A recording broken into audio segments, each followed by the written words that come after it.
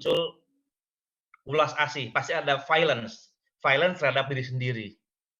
Contoh lain, komunikasi kepada orang lain, saya rasa Anda telah melakukan kesalahan yang fatal. Nah, ini jelas. Ini memblok ulas asih antara si pembicara dengan orang lain ya, karena orang lain itu cenderung disalahkan gitu. Yang ketiga adalah memberikan label, melabeli. Nah, contohnya ada dua. Saya rasa saya memang pelupa. Ini sudah memberikan semacam label kepada diri sendiri.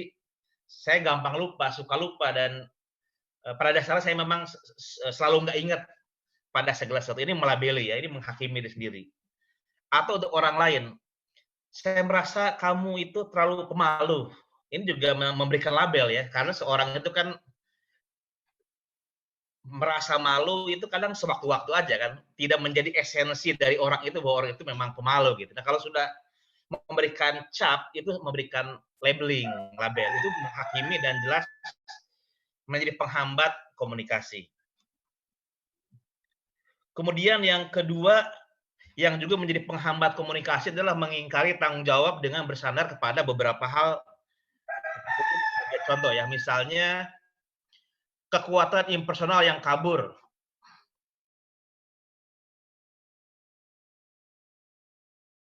Nggak jelas gitu, tapi seolah-olah ada kekuatan impersonal yang memaksa saya membersihkan itu. Jadi ini komunikasi kepada diri sendiri yang sebenarnya menghindari tanggung jawab ya.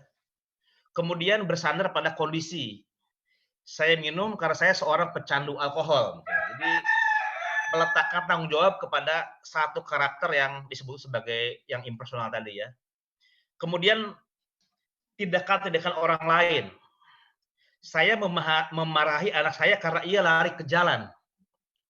Nah, karena ia lari ke jalan, saya memarahi anak saya. Ini juga mengingkari tanggung jawab ya. Atau perintah otoritas. Aku membohongi klien karena bos menyuruhku begitu. Kita ikuti saja ya dulu ya Bapak Ibu ya, nanti bagaimana penjelasannya di bawah. Mungkin juga komunikasi dengan bersandar pada tekanan kelompok ya. Aku merokok karena semua teman-temanku merokok. Jadi menyalahkan teman-teman yang merokok sebagai sebab aku merokok, itu juga menghindari tanggung jawab ya. Kemudian aturan kelembagaan. Saya harus memberhentikan Anda atas pelanggaran ini karena ini adalah kebijakan kampus. Kebijakan kampus sebagai sandaran untuk menyampaikan tadi ungkapan itu. Mungkin juga bersandar pada peran sosial. Saya benci melakukan pekerjaan ini, tapi saya melakukannya karena saya adalah tulang punggung keluarga. Ini melakukan sesuatu yang tidak disukai dengan bersandar pada peran sosial. Kemudian yang selanjutnya dorongan yang tak terkontrol. Saya tidak bisa menahan dorongan untuk berbelanja tiap akhir pekan. Nah, ini seolah-olah kita itu tidak punya free will ya. Kita menyalahkan dorongan untuk belanja sehingga kita tiap akhir pekan selalu shopping gitu. Ini contoh. Nah, kemudian yang juga memblok komunikasi dari ulas asih adalah menuntut. Misalnya komunikasi yang membuat merasa bersalah. Ini contohnya, ini adalah salahku. Aku yang harus memperbaikinya. Jadi melakukan sesuatu karena menganggap saya yang bersalah gitu. Kemudian contoh lain, semua ini gara-gara kamu sih. Ayo, sekarang kamu yang harus memperbaikinya. Nah, ini menuntut dengan menyalahkan orang yang bersangkutan sehingga dia harus melakukan sesuatu karena kesalahannya itu. Atau memaksa. Tidak bisa ditawar-tawar lagi. Kamu harus membuat laporan tersebut secepatnya. Nah, tidak bisa ditawar itu nggak ada pilihan ya, memaksa gitu. Orang melakukan sesuatu karena paksaan. Aku harus mencapai posisi itu apapun caranya. Nah, ini juga seperti memaksa diri sendiri gitu ya, untuk mencapai posisi tertentu. Kemudian yang lain adalah mengancam. Ini bagian dari menuntut juga ya. Jika aku gagal kali ini, aku akan menyesal seumur hidupku. Seolah ini soal hidup dan mati ya. Jadi tidak ada kedamaian, tidak ada ulas asih karena berbuat sesuatu karena soal penyesalan seumur hidup gitu, seolah hal itu. Contoh yang lain kalau kita berbicara Jika kamu tidak datang, kamu akan tahu akibatnya nanti. Nah, ini kita meminta orang untuk datang tapi dengan ancaman ya. Jika kamu tidak datang, kamu akan tahu akibatnya nanti, nggak dapat sertifikat misalnya gitu kan. Ini juga apa namanya komunikasi yang menuntut ya. Di situ memblok welas asih juga. Atau membujuk. Kalau kamu bisa mengerjakannya, aku akan kasih bonus loh. Nah, ini ada kata-kata aku kasih bonus loh itu juga dalam kadar tertentu ini menghambat komunikasi ulas asih ya. Berikutnya, kalau kamu mau membantuku, kamu akan aku traktir makan siang. Nah, kata-kata aku akan traktir makan siang itu bujukan ya, membujuk. Itu juga dalam komunikasi sebetulnya dia memblok ulas asih karena semuanya karena hal-hal yang eksternal ya, bujukan, ancaman, paksaan dan ada perasaan bersalah. Kenapa ketiga itu menjadi penghalang ya dan bagaimana akibatnya? Ini ada penjelasannya secara teoritik. Dikatakan ini adalah kata-kata dari Marshall Rosenberg ya yang dirujuk dalam KNK. Kata Marshall Rosenberg, semua analisis tentang diri sendiri dan orang lain semacam itu tadi, menghakimi, menyalahkan, mengingkari tanggung jawab, menuntut, merupakan ungkapan tragis dari kebutuhan kita sendiri yang tidak terpenuhi gitu. Jadi kalau mengacu kepada pendekatan komunikasi nilai kekerasan, sebetulnya dalam setiap proses komunikasi itu kita selalu menyampaikan satu hal yang dasarnya itu adalah analisis atas kebutuhan. Kalau kebutuhan terpenuhi, maka hal yang kita ungkapkan hal-hal yang menyenangkan gitu. Tapi kalau kebutuhan itu tidak terpenuhi, seringkali orang sadar bahwa saya punya kebutuhan dan tidak terpenuhi, kemudian merasa marah, merasa sedih, merasa frustasi. Tapi kadang orang tidak terbiasa mengakui kebutuhannya, kemudian menyalahkan orang lain dalam proses komunikasi sehingga orang lain itu menjadi semacam black god ya, apa namanya, scapegoat ya, kambing hitam ya, dalam proses kebutuhan yang tidak terpenuhi itu. Nah, di sini ada beberapa dampak yang terjadi kalau itu dilakukan. Menghakimi, kemudian menuntut. Pertama, mungkin kalau komunikasi terhalangi dengan 3 penghalang tadi, yang terjadi adalah penolakan. Jadi dengan cara seperti itu, yang mungkin muncul adalah sikap defensif dan resistensi di antara kita dengan orang lain. Atau mungkin yang kedua, orang yang kita ajak bicara bisa jadi setuju tapi dengan catatan ya. Orang lain mungkin melakukan apa yang kita minta dengan dorongan ketakutan karena diancam, rasa bersalah, atau malu karena mereka setuju dengan analisis kita tentang kesalahannya gitu. Atau yang ketiga yang mungkin terjadi, meresotnya niat baik. Kita akan merasakan kurangnya niat baik pada diri orang yang menuruti permintaan kita karena mereka merasa adanya tekanan yang bersifat internal ataupun eksternal ya, karena bujukan, karena ancaman dan lain sebagainya. Atau merosotnya harga diri. Orang lain akan merasa muak dan harga dirinya merosot ketika mereka merespon permintaan kita karena ketakutan, rasa bersalah, dan malu. Yang terakhir, jika kita terhalang proses komunikasi seperti tadi, orang lain mungkin akan kehilangan rasa ulas asih ketika merespon kebutuhan dan nilai-nilai kita di masa depan. Orang kemudian sudah tidak lagi ada perasaan cinta atau ulas asih dalam proses komunikasi dengan kita gitu.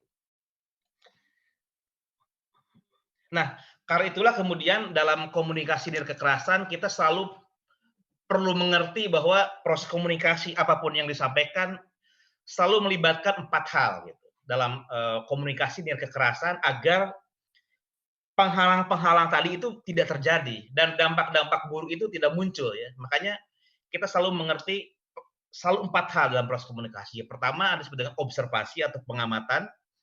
Yang kedua emosi atau perasaan. Yang ketiga kebutuhan atau need. Yang keempat permintaan atau request. Nah, kita masuk yang pertama ya, yang observasi. Nah, dalam proses observasi, dalam komunikasi dari kekerasan, kita perlu betul-betul membedakan mana observasi dan mana evaluasi. Nah, kalau observasi tentang satu fakta atau tentang satu peristiwa, digabung dengan evaluasi, maka yang terjadi itu tadi, memblok komunikasi gitu. Misalnya kita ambil satu contoh ya, di mana observasi dalam proses komunikasi itu kemudian bercampur dengan evaluasi. Nomor satu, kau terlalu murah hati. Itu jelas ada unsur evaluasi yang tidak murni observasi gitu. Tapi kalau observasi dipisahkan dengan evaluasi, maka kata-kata yang mungkin bisa diambil adalah ketika aku melihatmu memberikan semua uangmu untuk orang lain, aku pikir kamu terlalu murah hati. Jadi ketika proses komunikasi, yang pertama, kau terlalu murah hati itu seperti menempelkan esensi pada orang itu murah hati. Terlalu murah hati. Kalau murah hati mungkin baik ya, tapi kalau ada terlalu itu mungkin jadi kesannya buruk gitu. Jadi dan itu menempel menjadi sifat khas dari orang itu. Tapi kalau observasi dengan evaluasi dipisah, kita tidak sedang memberikan label pada orang itu. Jadi ada peristiwa yang khusus, kasuistis, dan kita secara jujur menyampaikan itu adalah perspektif kita, bukan sesuatu yang memang melekat pada orang itu ya. Ketika aku melihat memberikan semua uangmu untuk orang lain, aku pikir, aku rasa kamu terlalu murah hati. Nah, orang yang kita ajak bicara dia tahu bahwa itu pikiran saya, bahwa kamu itu kok terlalu murah hati ya, ketika kamu melakukan hal ini gitu. Jadi dia tahu dia sedang tidak dihakimi atau tidak sedang diberikan label. Kemudian contoh yang kedua ya, membedakan observasi dari evaluasi. Misalnya kita sering ngomong tentang orang lain, ya dia memang orangnya suka menunda-nunda gitu. Nah, itu menunda-nunda itu kan kalimat yang universal, general ya. Jadi seolah kapanpun, dimanapun, kondisi apapun, dia memang orangnya lelet, suka nunda-nunda, entar-entaran gitu. Tapi kalau observasinya dipisahkan dari evaluasi, maka mungkin kita akan berkata, ia hanya belajar tadi malam untuk ujian hari ini. Jadi kita tidak sedang menjudge sifat orang, kita sedang mendeskripsikan, mengobservasi peristiwa kebetulan. Selama saya melihat dia, ujiannya besok kok tadi malam baru belajar gitu. Ia hanya belajar tadi malam untuk ujian hari ini. Itu lebih lebih lebih pengamatan ya, tidak dicampur dengan evaluasi. Kalaupun disebutkan evaluasi, dua-duanya disebutkan secara terpisah. Contoh yang ketiga, ia tidak akan lulus. Ini juga semacam menjudge, memberikan label pada orang ya. Tapi kalau kemudian dibedakan, saya kira ia tidak akan lulus. Atau kalau kita mengatakan kata orang-orang itu, ia berkata ia tidak akan lulus. Artinya ada satu perspektif yang memang kita katakan ini perspektif saya gitu. Bukan menjudge orang itu. Contoh yang keempat, jika kamu tidak mengkonsumsi makanan yang seimbang, kesehatanmu pasti terganggu. Nah, ini seperti langsung observasi, evaluasi digabung menjadi satu. Nah, kalau evaluasi dengan observasi itu dipisah, mungkin kata-katanya seperti ini. Jika kamu tidak mengkonsumsi makanan yang seimbang, aku khawatir kesehatanmu akan terganggu. Jadi yang ditunjukkan bukan seperti memberikan satu judgement, kamu pasti, tapi dia tahu bahwa saya ini khawatir padamu gitu. Aku merasa khawatir kesehatanmu akan terganggu. Beda dampaknya dengan kita mengatakan kamu pasti terganggu kesehatannya, dengan kita peduli dengan cara aku khawatir kesehatanmu akan terganggu. Ini sederhana tapi sebetulnya akan memberikan dampak yang berbeda dalam proses komunikasi ya. Yang kelima misalnya, kita menjudge seseorang, ia adalah pemain sepak bola yang payah. Jadi kalau kita mengatakan ia adalah pemain sepak bola yang payah, kapanpun, dimanapun, apapun keadaannya, ya memang payah. Kita menjudge, memberikan label pada dia gitu. Nah, kalau yang bersifat observasi itu dipisahkan dari evaluasi, kita akan ambil contoh kalimatnya, ia belum mencetak gol dalam 20 pertandingan terakhir. Nah, ini observasi, memang faktanya begitu. Yang bersangkutan juga bisa mengakui, terukur ya kata-kata karena observasi. Tapi kalau kenyataan dia tidak mencetak gol dalam 20 pertandingan terakhir, diubah kalimatnya menjadi ia adalah pemain sepak bola yang payah, di situ ada semacam melecehkan, ada semacam merendahkan, sesuatu yang mungkin ada unsur evaluasinya dalam kalimat yang pertama. Contoh yang lain, ia memang bertampang jelek, nah, jelas itu memberikan judgement ya. Tapi kalau kita menjelaskan perspektif kita, itu kita membedakan antara observasi dengan evaluasi. Tampangnya tidak menarik bagiku. Jadi yang menjelaskan itu yang dijelaskan itu adalah perspektif saya, bukan menjelaskan objeknya yang memang jelek atau bagus gitu. Ini kan soal perspektif saya tidak tertarik pada dia. Gitu. Yang ketujuh, soal tampang. Ketika observasi dan evaluasi digabungkan, kita akan mengatakan ia kerap datang ke sini. Nah ini kan general sekali gitu. Tapi kalau kita coba dibuat dengan kata yang spesifik akan berbeda. Ia datang ke sini sedikitnya 3 kali seminggu. Oh ya, 3 kali dalam seminggu itu jelas. Jadi ada ukuran waktunya sehingga bisa diobservasi ya. Berapa kali datang dalam seminggu. Sehingga kita nggak bisa mengatakan kerap datang itu terlalu general ya. Nah itu barangkali Bapak Ibu dalam komunikasi nilai kekerasan sangat penting membedakan antara observasi dan evaluasi. Sebentar. Kemudian, nah di sini sebenarnya ada latihan ya. Nanti di rumah sebenarnya bisa dibaca untuk menentukan apakah kalimat berikut kalau kita bicara seperti ini, itu masuknya observasi atau evaluasi ya. Misalnya, ia marah kepada aku kemarin tanpa alasan apapun. Menurut Bapak Ibu itu evaluasi atau observasi? Observasi. Observasi ya. Ia marah kepadaku kemarin tanpa alasan apapun. Nah, tanpa alasan apapun ini sudah evaluasi, Pak. Ada unsur mungkin bagi sebagian ini murni observasi, tapi juga ada unsur evaluasinya ya. Karena tanpa alasan apapun kita tahu. Alasannya waktunya, Pak. Kan kemarin. Ya. Tapi tanpa alasan apapun itu juga seolah mengeneralisir orang marah itu seolah nggak ada alasan gitu. Mungkin sebenarnya dia punya alasan, cuma kita nggak tahu aja gitu kan. Oke, ya.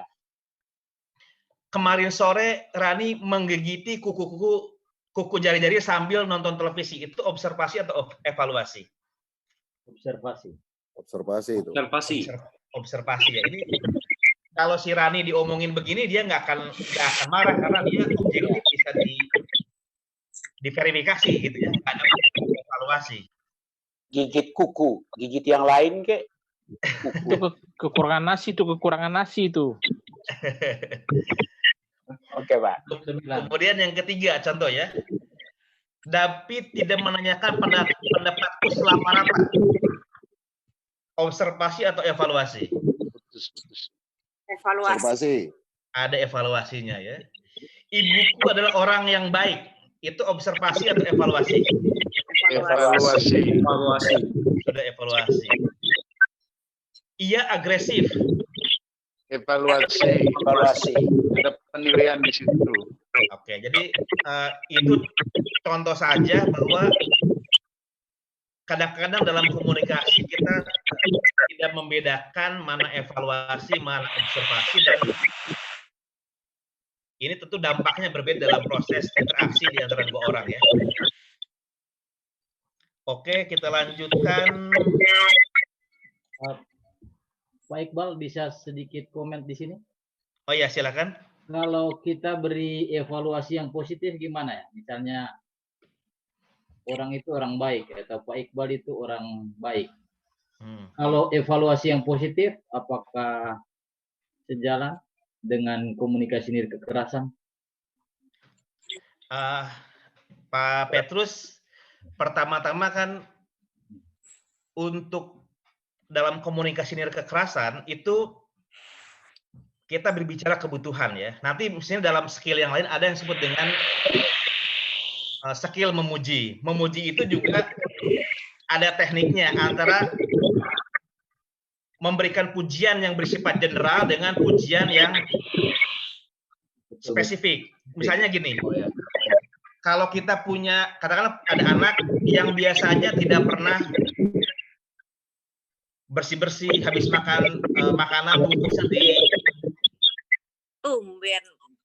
Nah, ada kata-kata yang misalnya memujinya itu, waduh, nak, kamu memang anak paling hebat sedunia, gitu kan. Ini kan memberikan evaluasi yang bersifat positif kan. Tapi apakah pujian yang general tuh kira-kira kena nggak? Memang kamu anak paling hebat sedunia. Kata anak, emang ibu ayah pernah survei ke seluruh dunia kan gitu. maksudnya menyenangkan gitu. Tapi kalau pujian yang spesifik, yang tidak general akan kena. Misalnya kita sebutkan, nah, ketika ibu atau ketika ayah melihatmu tadi membuang sampah pada tempatnya, ayah senang deh, kamu anak yang bertanggung jawab. Nah ini bahkan dalam pujian pun ada pujian yang bersifat spesifik dan pujian yang bersifat general. Bapak Ibu, sabar dulu Pak Iqbal. Ya. Kalau bisa teman kita semua yang lain kita mute dulu mikrofonnya supaya suara dari Pak Iqbal bisa lebih jelas. Oh iya benar. Lanjutkan Pak ya. Jadi gitu Pak Kemudian Petrus, slide-nya Pak Iqbal bisa diperbesar Pak Iqbal di slideshow. Di full screen. Thank you Pak Iqbal, jelas Pak. Bukan Pak, di klik bawah Pak.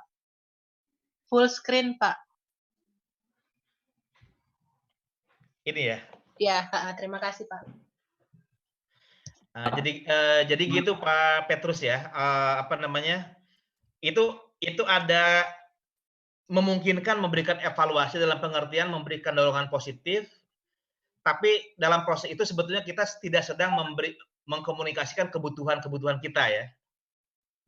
Nah dalam proses itu kita sedang mencoba mengkomunikasikan sesuatu terkait ya dengan kebutuhan kita, tapi kemudian kebutuhannya disamarkan gitu, disamarkan dan dampaknya bersifat negatif kepada orang lain.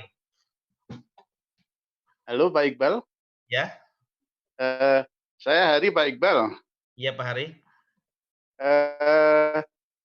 Maaf sebelumnya saya terlambat. Boleh saya sedikit ngasih komen di apa namanya lebih awal yang tadi materi sebelumnya. Maaf sebelumnya saya terlambat. Mengenai hambatan komunikasi, ada satu hal yang kalau menurut saya masih juga perlu kita pertimbangkan, diantaranya adalah ini terkait dengan topik kita, komunikasi nirkekerasan, yakni a priori, sikap a priori. Komunikasi itu kan ada komunikan, komunikator, dan komunikan. Misalnya nih ya, Pak Iqbal lagi berbicara, kemudian saya itu sudah punya a priori dulu terhadap Pak Iqbal. Otomatis proses komunikasi itu juga tidak lancar dan pesan pun tidak tersampaikan. Ini artinya di sini penting sekali bagaimana kita atau pihak penerima pesan dan pemberi pesan itu saling dalam kondisi yang seimbang, tidak merasa misalnya saya sudah a priori dengan Pak Iqbal misalnya, otomatis pesan yang bagus yang disampaikan Pak Iqbal itu pun tidak akan bisa saya terima dengan baik. Ini terkait dengan topik kita. Itu aja Pak Iqbal tadi yang saya perhatikan di situ. Oke, silakan. Ya, sabar dulu Pak, sabar dulu Bapak Ibu sekalian semuanya. Kita dengar dulu presentasi dari Pak Iqbal. Okay. Supaya jangan sampai yang kita tanyakan itu ada slide-nya yang akan menjawabnya. Itu ya Bapak Ibu sekalian ya. Jadi kita biarkan Pak Iqbal dulu mempresentasi materinya. Kalau nanti sudah selesai, baru kita mengajukan komentar ataupun pertanyaan-pertanyaan. Supaya jangan sampai ya apa yang kita tanyakan di tengah jalan ternyata ada sesi lainnya. Ya. Lanjutkan Pak Iqbal ya. Baik, terima kasih Pak. Nanti kita bisa share lagi ya. Nah, kenapa observasi dengan evaluasi itu sebaiknya dipisahkan? Karena ketika kita menggabungkan observasi dan evaluasi dalam proses komunikasi, orang akan cenderung mendengarnya sebagai kritik ya. Jadi yang dilihat itu saya sedang dikritik oleh orang yang sedang bicara gitu. Dan itu cenderung mengundang resistensi. Sehingga ketika dipisah ini bisa dihindari ya, diminimalkan perasaan dikritik. Oke. Ini tadi ya. Oke. Nah, itu soal observasi ya tadi. Intinya dalam proses komunikasi yang pertama kita perlu betul-betul membedakan mana fakta, mana ada evaluasi di dalam proses komunikasi yang mencerminkan penilaian kita pribadi terhadap peristiwa atau orang lain itu. Unsur yang kedua dalam komunikasi kekerasan adalah emosi atau perasaan. Jadi ada observasi, ada emosi atau perasaan. Nah, di sini dikatakan dalam KNK itu kita perlu bisa membedakan antara perasaan dari pikiran ya. misalnya ada kata-kata,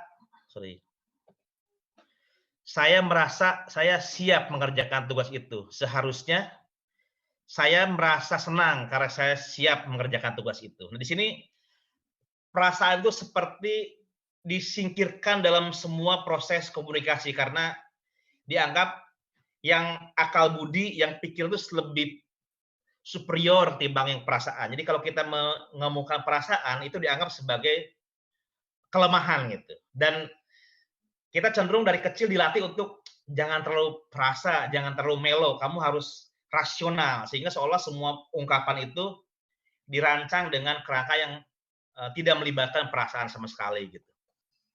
Dan sehingga kita tidak punya kemampuan membedakan mana perasaan, mana pikiran. Misalnya kata-kata berikutnya, saya merasa bos saya terlalu menuntut. Nah ini kan seperti perasaan tapi sebenarnya itu pikiran ya. Nah perasaan yang sesungguhnya apa di balik kata-kata saya merasa bos saya terlalu menuntut? Mungkin yang kita maksud adalah saya merasa frustasi menghadapi pekerjaan yang diberikan oleh bos saya. Jadi kalau saya merasa bos saya terlalu menuntut itu pikiran, evaluasi pikiran tanpa melibatkan perasaan sama sekali walaupun kata-katanya ada kata-kata merasa. Tapi kalau emosi dilibatkan, kita mengerti emosi apa yang muncul dalam situasi yang tidak nyaman itu kita akan mengatakan saya merasa frustasi menghadapi pekerjaan yang diberikan oleh bos saya. Jadi kita tidak menyalahkan bos yang memang menjalankan tugasnya untuk memberikan misalnya mandat-mandat, tapi kita hanya mendeskripsikan saya merasa frustasi menghadapi pekerjaan yang diberikan oleh bos. Ini mengambil tanggung jawab terhadap keadaan negatif yang saya alami tanpa menyalahkan pihak luar gitu ya. Kemudian bedakan antara apa yang kita rasakan dengan apa yang kita pikirkan. Saya merasa saya kurang bagus dalam bermain musik. Itu pikiran juga ya. Mungkin yang kita maksud adalah saya merasa sedih atau saya merasa kecewa karena saya tidak bisa memainkan alat musik. Nah, kata-kata sedih, kecewa, frustasi itu seringkali nggak muncul dalam proses komunikasi, bahkan komunikasi dalam diri sendiri, karena kita terlalu didominasi oleh kerja pikiran gitu untuk mengevaluasi, memberikan label, menghakimi sehingga kita nggak punya kecerdasan untuk mengerti perasaan apa yang berkecamuk dalam diri dalam setiap proses komunikasi.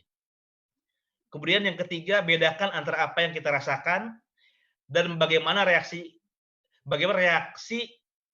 cara berpikir orang lain terhadap kita. Misalnya saya kasih contoh, saya merasa menjadi orang yang tidak berguna buat orang lain. Nah ini kan ungkapan ya, seperti nggak ada perasaan sama sekali di situ, cuman ada kata-kata merasa tapi isinya isi pikiran gitu. Mungkin yang kedua akan lebih baik ya. Saya merasa sedih atau saya merasa patah semangat. Itu lebih mengekspresikan perasaan saya ketimbang saya merasa menjadi orang yang tidak berguna. Itu memberikan judgement. Tapi kalau kita mau jujur kita akan bilang saya merasa sedih, saya merasa patah semangat. Apapun sebabnya luar tapi yang muncul adalah saya merasa sedih. Kita menunjukkan perasaan kita. Atau ada kata-kata yang sering muncul, saya merasa disalahpahami. Itu juga sebenarnya bukan perasaan, itu membicarakan reaksi orang lain terhadap kita ya. Yang mungkin mencerminkan perasaan adalah saya merasa gelisah atau saya merasa jengkel.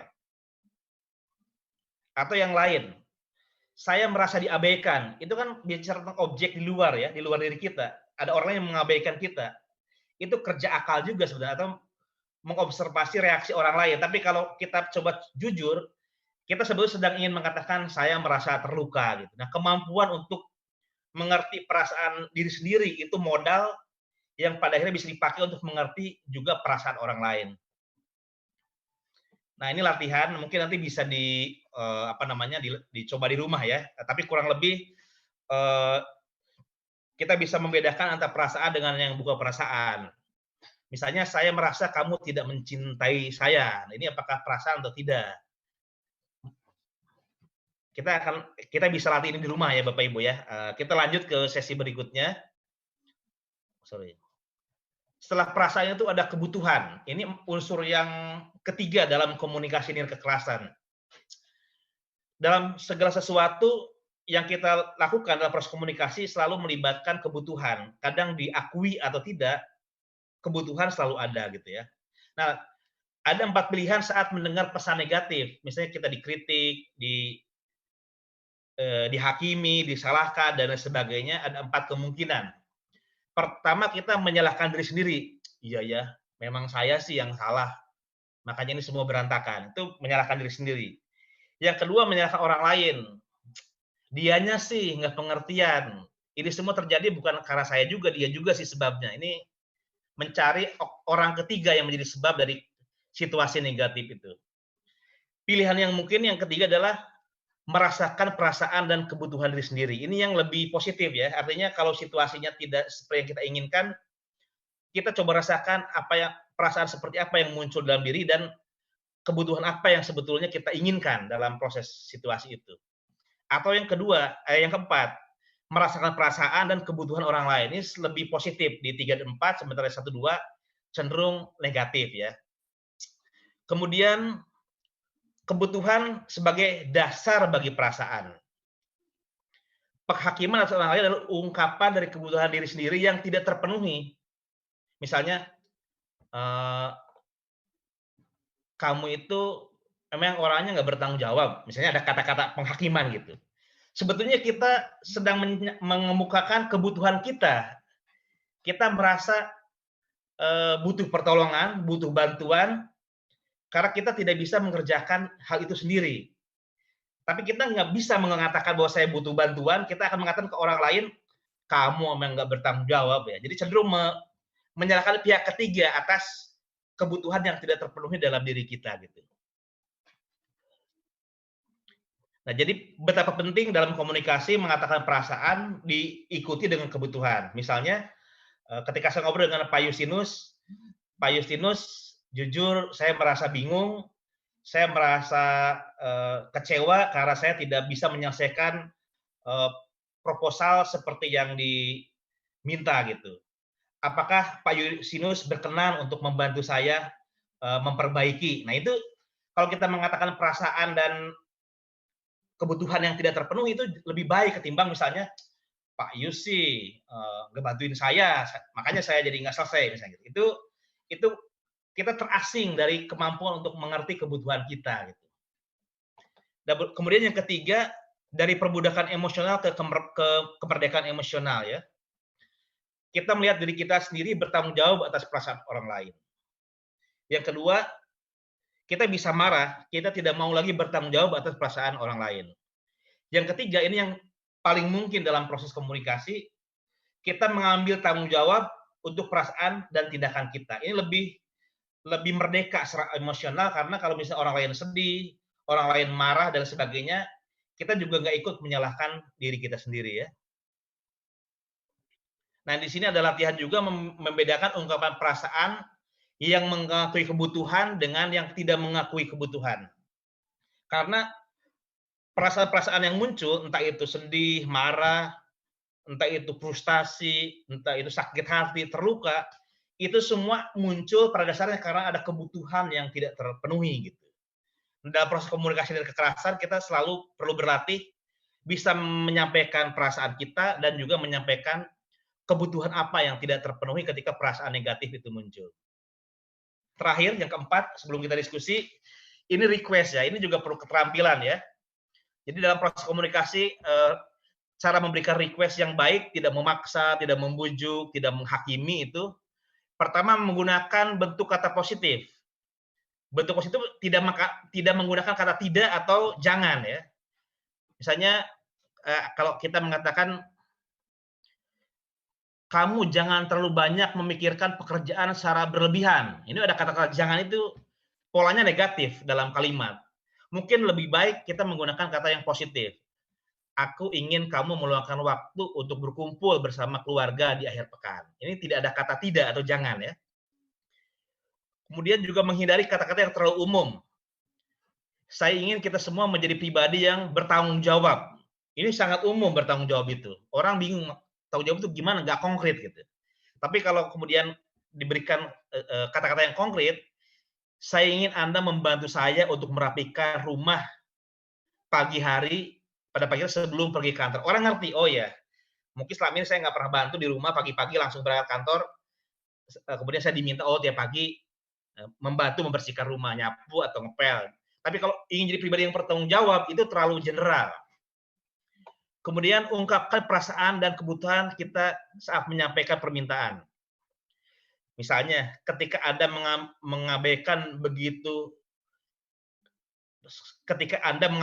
seperti itu, kata-kata saya tadi, saya merasa sedih dan kecewa. Saya ingin menyampaikan apa yang ada di pikir saya kepada Anda. Apakah Anda bersedia untuk mendengarkan saya? Jadi kalau kita menyatakan peristiwanya ya, ketika Anda mengabaikan seperti itu kata-kata saya tadi, saya merasa sedih. Dan kemudian saya sampaikan permintaan, apakah Anda bersedia untuk mendengarkan saya? Jadi orang ketika diajak bicara itu lebih bisa mengerti, kecuali kalau kata-kata yang dipakai negatif ya. Anda emang nggak mau dengar orang lain. Anda itu mau menang sendiri ya. Itu kata-kata yang tidak pakai komunikasi nilai kekerasan ya. Tapi kalau pakai kata yang tadi, mungkin orang lebih bisa mengerti apa yang kita maksud. Mengemukakan permintaan tanpa menuntut. Hindari tuntutan, kau tahu aku kesepian. Jika kau peduli dan mencintaiku, kau seharusnya menemaniku makan dan nonton sore ini. Nah, ini kata permintaan yang jelas ada ancaman ya. Mungkin kata-kata yang mungkin diambil adalah kita menyampaikan perasaan. Aku merasa kesepian. Aku butuh teman bicara. Apakah kamu bersedia menemaniku makan dan nonton sore ini? Jelas di kalimat kedua lebih positif ketimbang yang pertama. Karena yang pertama ada semacam tuntutan ya. Nah, ini ada latihan juga. Nah, sebagai penutup ingin saya katakan bahwa dalam proses komunikasi kita selalu berkomunikasi dengan orang lain sebetulnya dalam rangka menyampaikan perasaan atau kebutuhan ya. Kadang-kadang orang yang tidak mengerti metode komunikasi dan kekerasan mencampur adukan antara berbagai ungkapan dengan kebutuhan yang tidak terpenuhi dan bahkan orang tidak mengerti sebenarnya kita sedang butuh apa gitu.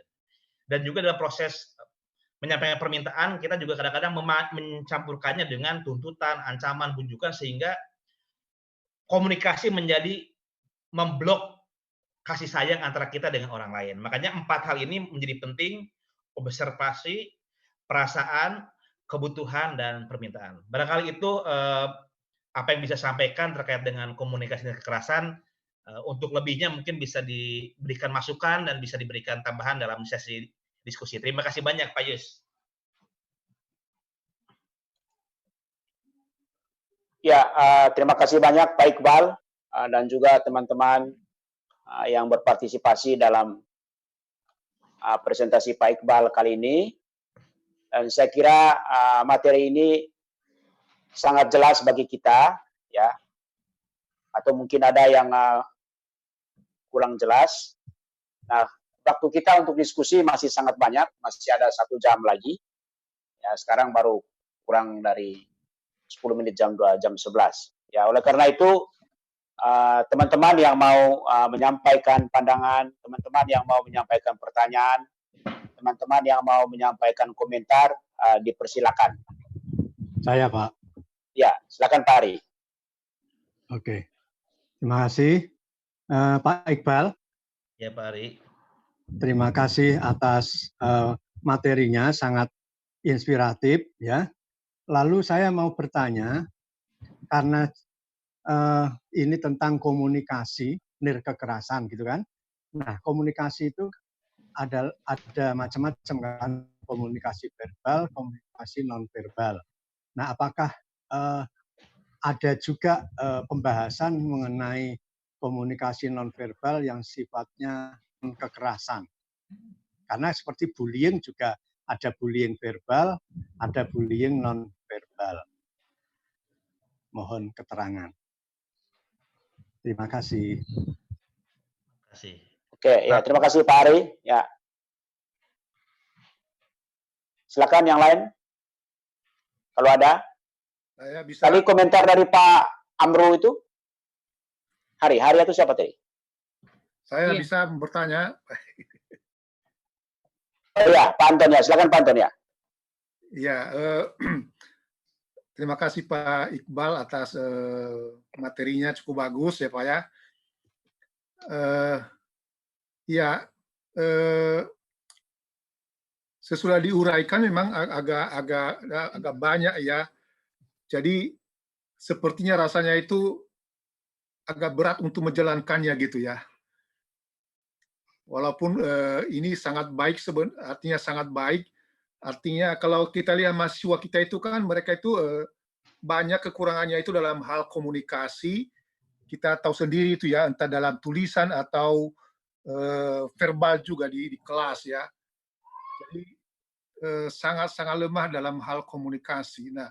Nah, bahan Pak Iqbal ini bahan yang sangat bagus untuk bisa mempraktekkan komunikasi yang baik yang tanpa kekerasan ini gitu ya. Tapi kalau saya lihat tadi itu berarti kita itu kalau komunikasi harus ingat-ingat gitu ya. Kira-kira ini apa, mau mengungkapkan observasi atau kebutuhan atau apa permintaan. Jadi agak nyelimet. Nah, kira-kira menurut Pak Iqbal ada kiat yang lebih singkat, artinya bisa kita ingat kalau kita berkomunikasi, ada kuncinya, ada kata kuncinya supaya kita ingat bahwa oh saya harus begini, tidak boleh begini.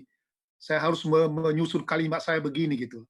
Karena kalau lihat tadi lama sekali bagaimana mengingat semua itu ya. Jadi nah mungkin ada kiat yang lebih sederhana memudahkan kita supaya mengingat bahwa oh harus saya ini mengungkap kebutuhan atau permintaan atau apa atau observasi. Itu Pak, makasih. Ya, saya kira Bapak Ibu sekalian ada 3 sebetulnya penanya ini dan memberi komentar. Satu tadi Pak Hari. Boleh? Tidak, tadi ada Pak Hari, ya Pak Hari tentang a priori tadi ya. Lalu kemudian Pak Hari, masih ada Pak Hari? Halo? Ya kalau nggak ada Halo, boleh diganti nggak? Boleh ditukar? Masih Pak. Ya, masih ada. Oke ya. Tadi ada komentar dari Pak Hari, semoga Pak Iqbal masih ingat. Lalu kemudian ada pertanyaan dari Pak Ari. Lalu yang ketiga itu dari Pak Anton. Jadi teman-teman yang lain jangan buru-buru, ini masih lama waktunya ya.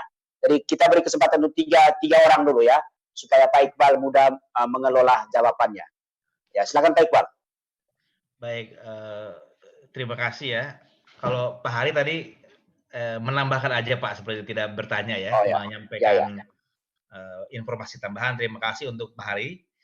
Kemudian dari Pak Ari itu komunikasi ada 2 ya, ada yang bersifat verbal dan non verbal gitu. Jadi kalau yang saya sampaikan ini komunikasi yang bersifat verbal ya, dan dalam yang verbal jelas ada komunikasi yang di dalamnya memblok ulas asih, ada komunikasi yang memang memunculkan ulas asih dalam konteks komunikasi verbal.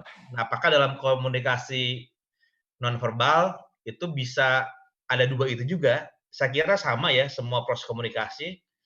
Dalam komunikasi yang nonverbal, kadang-kadang tanpa bicara ada orang yang merasa terintimidasi juga dengan sorot mata orang lain gitu kan, pandangan mata atau duduknya aja kita merasa terasing, tidak terhubung dengan yang bersangkutan gitu. Tapi ada cara orang yang duduk, memandang, berdiri itu orang merasa dilibatkan, merasa terhubung sehingga ulas asih itu juga bisa apakah terhubung atau tidak gitu. Jadi pada prinsipnya entah itu yang verbal atau yang non verbal ada 2 kemungkinan, apakah komunikasi itu bisa membuat kita terhubung dengan yang lain atau tidak, atau kita terasing dari orang lain sehingga yang dirasakan dampaknya apakah yang bersangkutan merasakan pancaran ulas asih atau tidak gitu. Termasuk kita sebagai yang berbicara, kita memperoleh dampak yang bersifat menggembirakan atau tidak dalam proses komunikasi. Saya kira itu untuk untuk Pak Ari. Dan mungkin kemudian masuk ke yang Pak Anton, memang ini saya pribadi membaca buku ini dan pernah ikut pelatihannya 3 hari Pak Anton. Jadi dan pelatihan 3 hari ini memang juga baru introduction.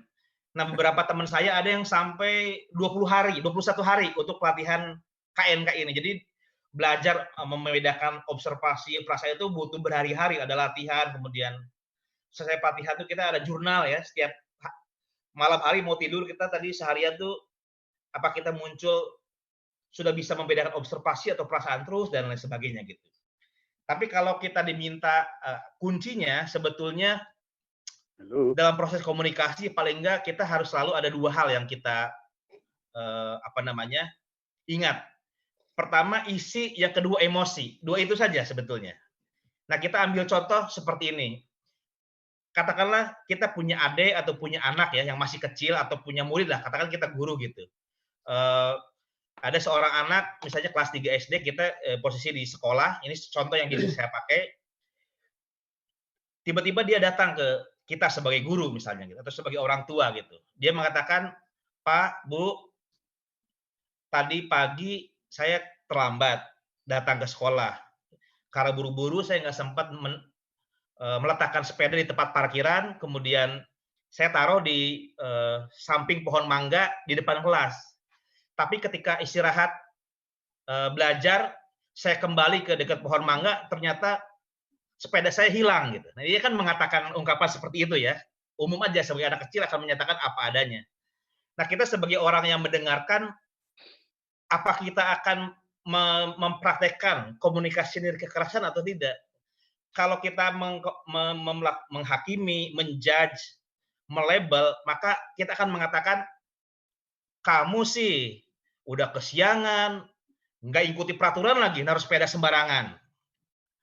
Kita bisa bayangkan anak itu perasaannya seperti apa. Pertama, mungkin dia khawatir sepedanya hilang. Yang kedua, dia merasa cemas, merasa takut dengan kata-kata yang kita ungkapkan. Nah, kalau komunikasi dengan kekerasan itu dipakai untuk mengerti orang lain, kita fokus pada dua hal, isi, yang kedua emosi. Kita akan membuat parafrase. Oke deh, tadi Bapak dengar kamu mengatakan hari ini kamu datang terlambat, sehingga kamu buru-buru, kamu tidak sempat meletakkan sepeda di tempat parkir sepeda, tapi kamu meletakkan sepeda di samping pohon mangga di depan kelas. Kemudian ketika kamu selesai kelas, waktu istirahat, kamu meriksa sepedamu, ternyata sepedamu sudah tidak ada ya. Pasti kamu sekarang cemas ya, khawatir dengan sepedamu. Nah, dua komunikasi ini kan berbeda. Yang pertama itu kan menghakimi. Kamu sih udah terlambat, naruh sepeda sembarangan, sekarang hilang ya, tahu rasa deh. Nah, itu udah jelas memblok ulas asih di antara saya dengan dia gitu. Tapi kalau yang kedua, kita coba memparafrase isi ya dari yang dikatakan orang itu. Dan kemudian kita menebak emosi, walaupun anak itu tidak mengatakan, langsung kita baca emosinya. Kamu pasti cemas ya sekarang, sepeda hilang. Maka anak itu akan memiliki kondisi yang berbeda dengan ketika saya berkomunikasi dengan cara pertama. Akan merasa dimengerti, akan merasa ada orang yang tahu situasinya gitu. Jadi patokannya menurut saya dua saja. Ingat isi, ingat emosi. Isi emosi, karena emosi itu juga mencerminkan kebutuhan-kebutuhan yang memang terasingkan dari yang bersangkutan ya. Itu saja barangkali Pak Anton tambahannya ya. Kalau kita butuh dua kata kunci, saya kira dua itu. Apa isi sama emosi? Apa? Emosi. Dan emosi. Isi apa lagi? Isi dan emosi Pak, ada dua. Oke ya. Kita selalu menangkap isi, emosi. Begitu juga dengan kata-kata kita. Kita selalu isi komunikasi dan juga ada emosi yang memang ada dalam proses komunikasi dalam ungkapan kata-kata itu. Oke, Pak Iqbal, bagus. Contohnya bagus, Pak. Oke, makasih, Pak. Makasih, Ya. Pak. Oke, terima kasih ya Pak Iqbal. Ya, teman-teman yang lain silakan. Tadi ada siapa, Pak Petrus Lakunawa? Oke, dengan Alvin. Oh, Alvin ya. Silakan Alvin ya. Oke, terima kasih Pak Iqbal untuk presentasi yang bagus. Saya rasa komunikasi yang disampaikan oleh Pak Iqbal itu entah yang terkait dengan hambatan komunikasi maupun terkait dengan hal-hal yang mendasar dalam komunikasi itu lebih bersentuhan dengan komunikasi face to face kan begitu, komunikasi tatap muka kan begitu. Nah, yang terjadi sekarang itu menurut saya itu bahwa komunikasi face to face itu juga sangat ditentukan oleh komunikasi-komunikasi yang kita hadapi dari media sosial, dari media itu kan media-media konvensional kan begitu. terutama dari media-media sosial, bahasa-bahasa yang dipakai sekarang itu sangat vulgar, sangat kasar kan begitu, dan itu akan sangat mempengaruhi emosi orang atau sangat mempengaruhi kondisi atau disposisi batin orang kan begitu.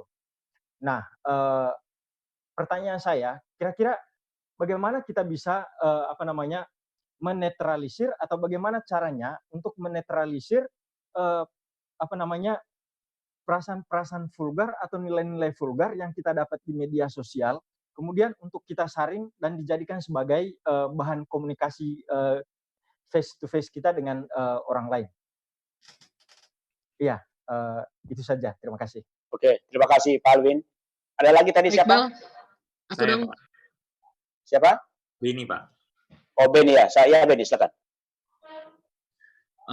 Saya setelah mendengar yang dipaparkan Pak Iqbal, lalu dengan pertanyaan Pak Antonius, kalau saya terpikirnya demikian, ini cukup relate ke saya, karena jujur aja waktu kecil saya pernah melakukan seperti itu. Contohnya, saya punya, kayak tadi sepeda, atau saya punya mainan.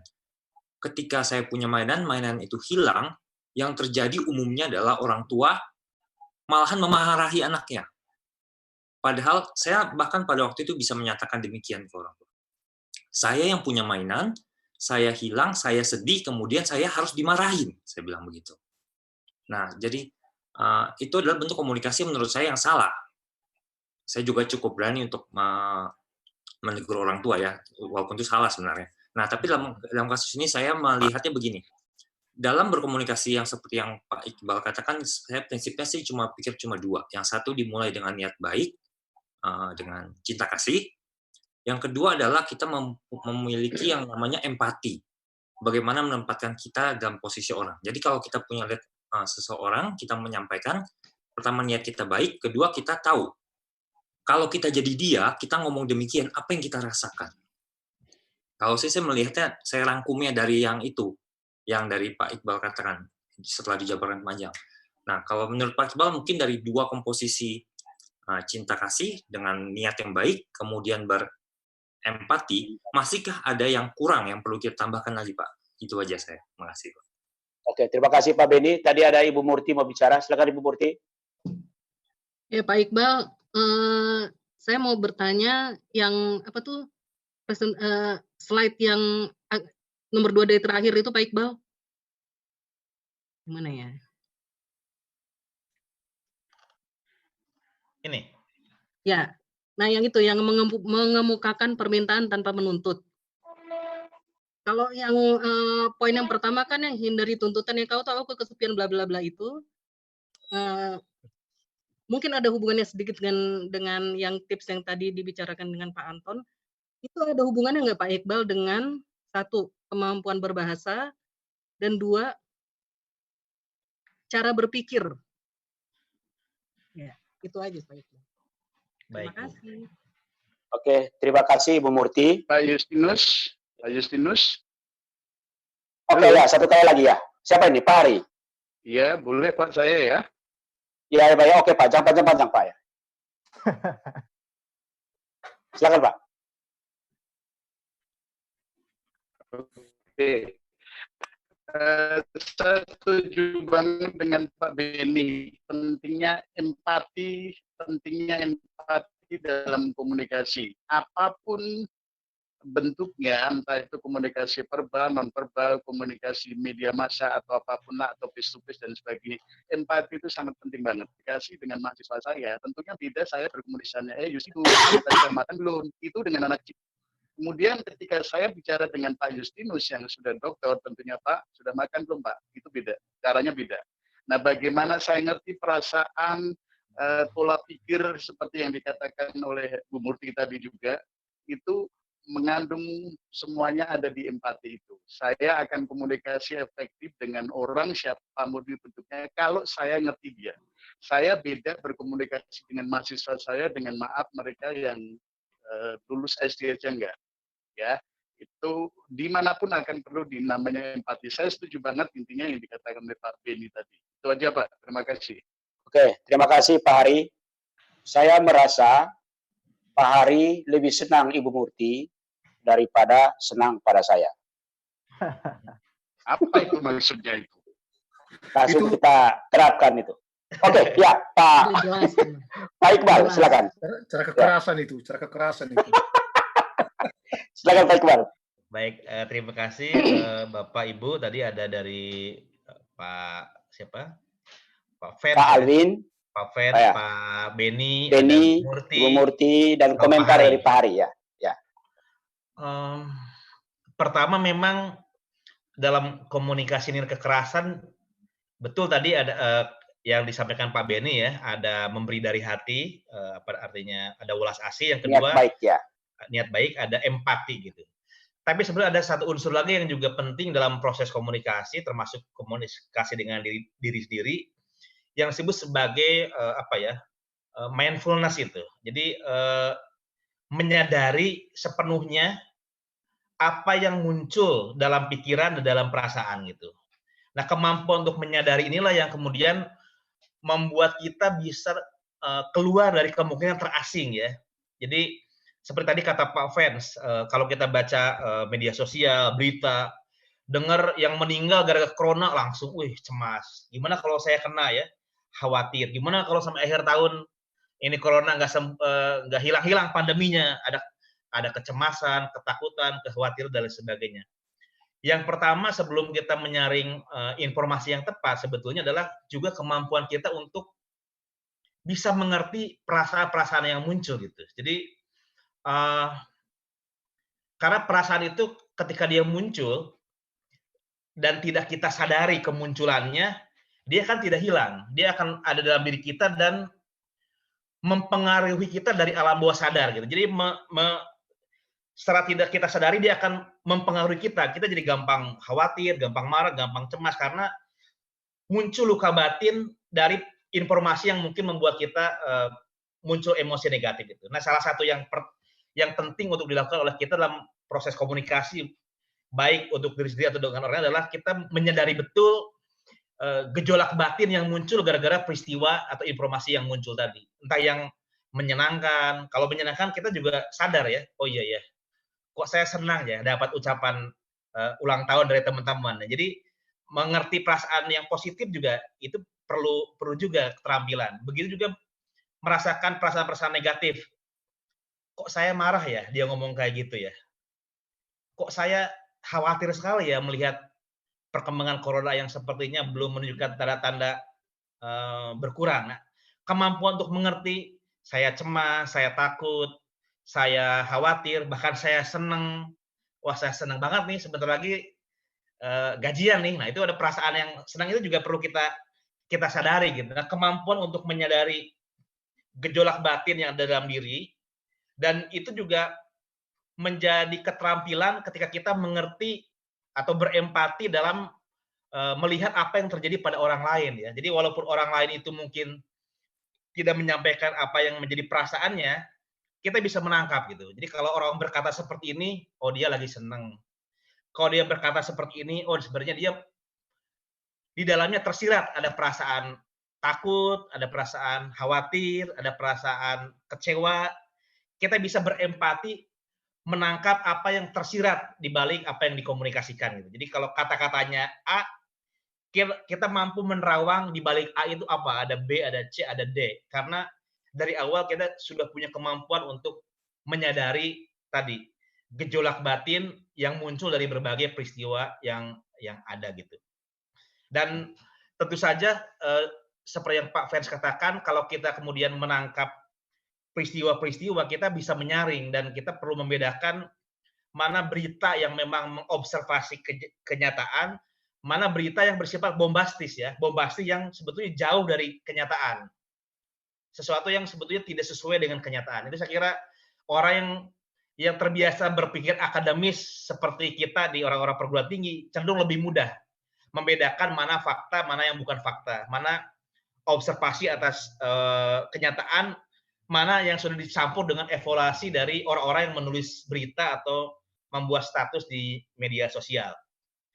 Itu saya kira ya untuk Pak Fens dan juga tadi Pak Beni, saya tambahkan memang ada unsur kemampuan untuk eling ya. Kalau dalam bahasa Jawa itu eling lan waspada ya dalam semua hal yang muncul, gejolak dan sebagainya yang tersurat maupun yang tersirat. Kemudian dari Bu Murti, saya kira tadi Bu Murti juga sudah tertanggapi ya Pak Yus ya? Iya, ya. Tanya Ibu Murti. Murti, kamu sudah merasa ditangkap Pak Iqbal? Sebagian. Oh. Pak Iqbal belum menangkap Ibu Murti secara utuh. Boleh nggak? Boleh nggak saya masih berkaitan dengan pertanyaan Bu Murti supaya sekalian? Iya, silakan. Saya Pak ya. Silakan Pak Jamson ya. Ya. Memang berkomunikasi itu kan harus didorong, belas asih, empati tadi ya penjelasannya. Kemudian cara kita berkomunikasi itu materi ini menolong kita dari skillnya ya. Nah, tadi ya Bu Murti kan katakan dipengaruhi pola pikir. Nah, lebih luas kan mungkin pengaruh budaya, Pak. Karena kan berbahasa, berkomunikasi itu lahir dari budaya juga gitu.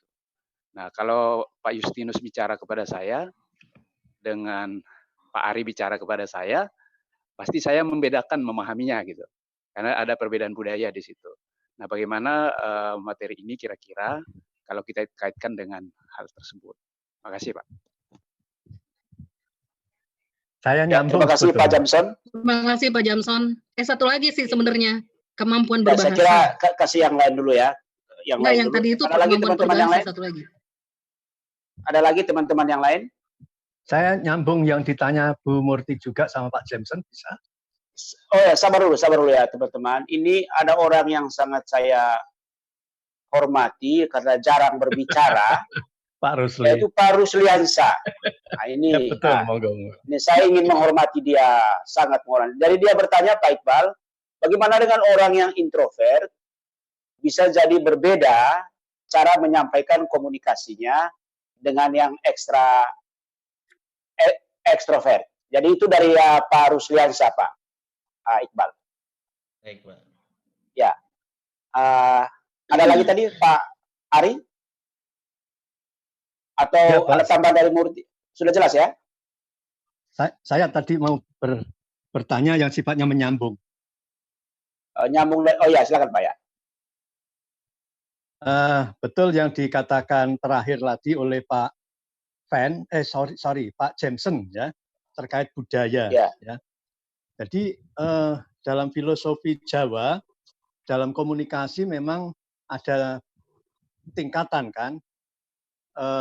Ada ungkapan mungkin Pak Iqbal pernah dengar, yaitu dugang bujang, semung bupati, esem menteri. Artinya apa? Bahwa untuk komunikasi dengan bujang atau budak itu nggak bisa dengan halus-halus gitu. Ya harus dengan didugang. Didugang itu ditendang. Ya. Kalau dengan bupati itu cukup dengan semu. Semu itu nggak langsung gitu itu. Nah, kalau dengan menteri itu lebih tinggi lagi, cukup dengan senyuman, esem. Nah, makanya betul tadi yang disinggung oleh Bu Murti juga berkaitan dengan kemampuan berkomunikasi itu berkaitan juga dengan partner yang kita ajak komunikasi. Ada memang orang yang dengan kata-kata halus, nggak langsung, itu udah nyampe ya, tetapi ada orang yang harus ditonjol-tonjolkan, didesak-desakkan, itu pun kadang-kadang kurang, harus dengan ditendang. Mohon tanggapan, silakan. Terima kasih. Ya, itu Pak Iqbal. Jadi ini tentang kebudayaan ya, dari Pak Jamson juga tadi itu ya, bagaimana komunikasi di kekerasan ini dalam konteks kebudayaan. Kami misalnya, saya waktu masih kecil Pak Iqbal, ini serius saja. Kalau saya tidak pergi ke gereja hari Minggu, orang tua saya bilang, dasar ini anak pemalas, nanti masuk neraka kamu. Minggu sebelumnya saya pergi ke gereja. Tetapi saya paham, kami semua anak-anak mengerti, maksudnya bukan karena kami minggu sebelumnya tidak ke gereja, tetapi karena memang hari itu kami tidak ke gereja.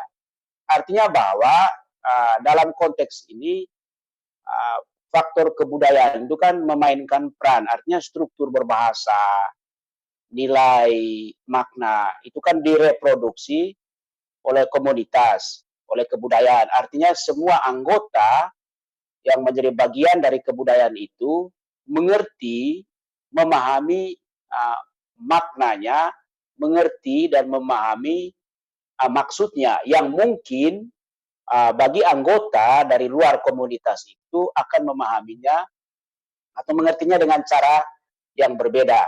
Jadi bagaimana komunikasi nir kekerasan ini bisa menjelaskan hal-hal yang kaitannya dengan kebudayaan seperti itu. Lalu kemudian tadi juga dari Pak Rusdiansyah tadi mengenai orangnya ekstrovert dan introvert, Pak. Lalu kemudian ada tambahan dari Ibu Murti mengenai kemampuan berbahasa. Silakan Pak Iqbal. Baik, terima kasih Bapak Ibu sekalian. Memang secara umum karakter berbahasa kita itu kan juga mencerminkan pola pikir dan kebudayaan kita ya. Dalam berbahasa kita cenderung memang mengeneralisir sesuatu kan. Jadi bahasa itu kan dia membuat yang kasuistik menjadi umum gitu. Jadi dari yang partikular menjadi sesuatu yang universal, itu bahasa punya kecenderungan mengeneralisir fakta-fakta gitu. Dan itu ditambah lagi dengan dalam kebudayaan kita, bahasa itu kemudian digunakan sedemikian rupa sehingga kita cenderung terbiasa menggunakan bahasa-bahasa yang bersifat general tadi ya. General dan tidak terbiasa untuk berpikir kasuistik ketika kejadian terjadi, peristiwa terjadi saat itu di situ gitu. Jadi memang ini problem karena bahasa pada umumnya cenderung mengeneralisir, kemudian akal budi kita cenderung juga punya kecenderungan untuk mengeneralisir dari satu yang partikular menjadi satu yang lebih general dan universal. Memang ini perlu perubahan transformasi kebahasaan menurut saya. Memang ini berat kalau kita mengacu kepada buku Marshall Rosenberg. Ini semua budaya di semua negara, di semua tatanan masyarakat memang bahasa yang berkembang rata-rata bahasa yang sebetulnya tidak memperkaya hidup, istilahnya Marshall Rosenberg. Itu perlu upaya sedikit demi sedikit agar kita bisa menggunakan bahasa yang fokusnya adalah pada kini dan di sini gitu.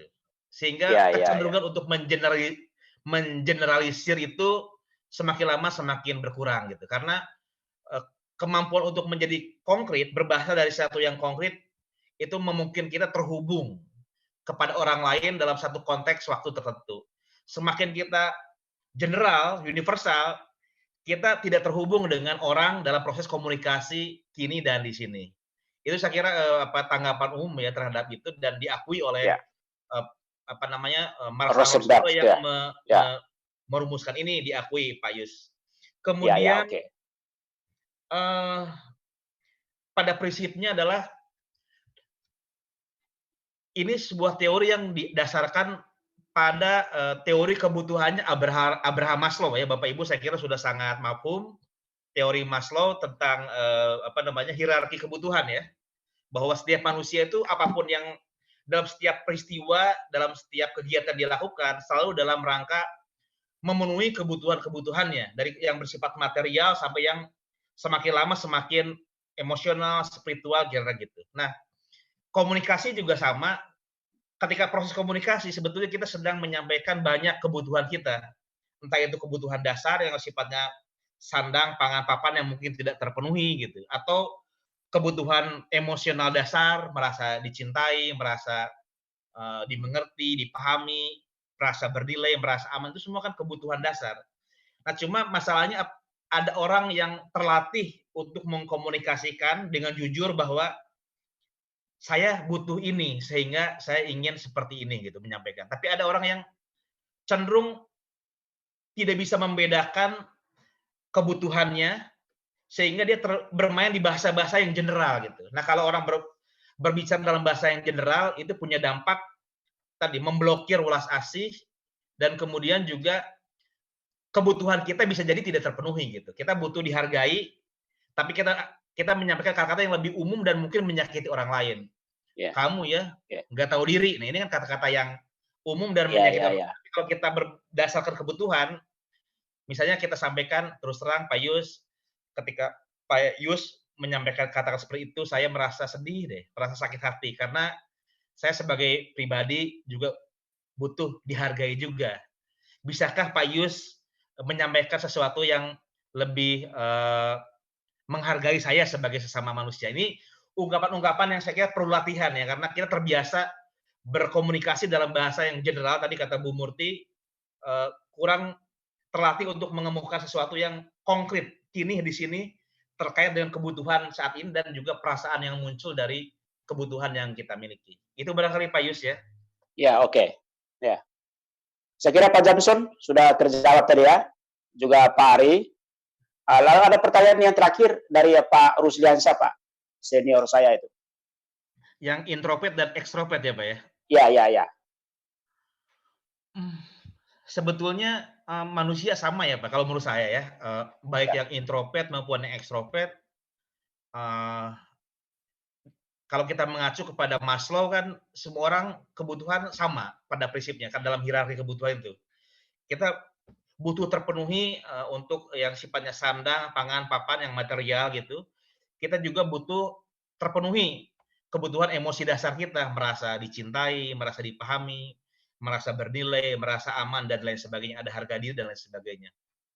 Nah, soal orang introvert dan ekstrovert ini soal mungkin kecenderungan psikologi seseorang, ada yang mungkin bisa terbuka, menyampaikan apa adanya, ada yang mungkin cenderung lebih ke dalam gitu, orientasinya.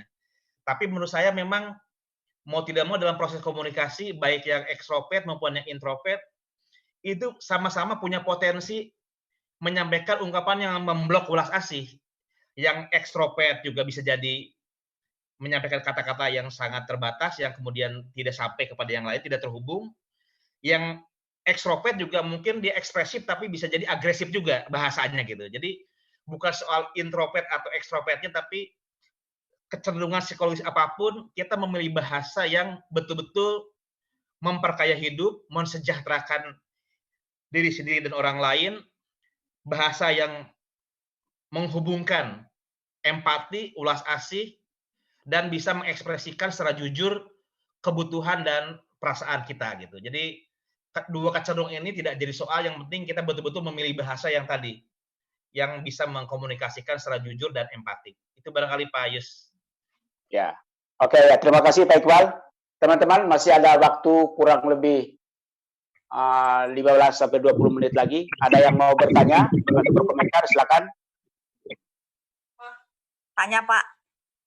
Ya Ibu Mega, silakan Ibu. Iya Pak, tentang penggunaan kosakata Pak. Ya. Kadang kita sering mendengar penggunaan kosakata, misalnya kata tumben. Tumben gitu ya. Kemudian ada juga penggunaan kosakata kan, kok. Nah, ini seringkali konotasinya kan kurang notasinya itu sepertinya evaluasi gitu ya. Nah, bagaimana nih tentang penggunaan kata-kata ini menurut Pak Iqbal? Baik. Oke, ya, tentang penggunaan kata-kata ya. Kata-kata seru ya, tumben kok begitu, dan macam-macam ya. Oke, yang lain? Masih ada, Bapak Ibu? Ini siapa ini, Pak Petrus ya? Terus bisa ya. Pak Petrus? Ya, saya Pak. Ya, silakan Pak ya. Terima kasih Pak Justinus dan Pak Iqbal, luar biasa presentasinya, saya belajar sangat banyak. Saya melihat tantangan paling besar itu adalah determinasi sosiokultural dan juga psychological untuk mengubah paradigma bahkan ke habituation, pembiasaan, lalu mastery dalam skill komunikasi nirkekerasan ini. Karena kebanyakan orang juga merasa bahwa budaya yang sebenarnya kurang nirkekerasan, budaya-budaya yang violent, teristimewa dalam struktur bahasa, kebiasaan, dan juga misalnya satu hal yang barangkali bisa ditarik dari yang disampaikan oleh Pak Rusdiansyah, itu tipe kepribadian. Jadi ada yang menganggap bahwa kita sudah terberi dengan tipe kepribadian masing-masing. Misalnya ada orang yang feeling dalam istilah MBTI, Myers-Briggs itu orang-orang tipe feeling itu memang cenderung berbelas kasih, mengutamakan perasaan. Tapi ada juga yang merasa bahwa kita sudah terberi sebagai misalnya memiliki tipe kepribadian thinking yang lebih objektif, mengutamakan keadilan ya, yang agak sulit untuk berempati. Nah, jadi saya kira salah satu masukan yang luar biasa untuk bisa membiasakan diri ini saya kira adalah perubahan paradigma bahwa kita pun bisa berubah dan mungkin kita juga bisa mengubah budaya, struktur sosial, bahkan kebahasaan lewat pembiasaan-pembiasaan komunikasi nir kekerasan ini, termasuk apapun tipe-tipe kepribadian yang kita miliki.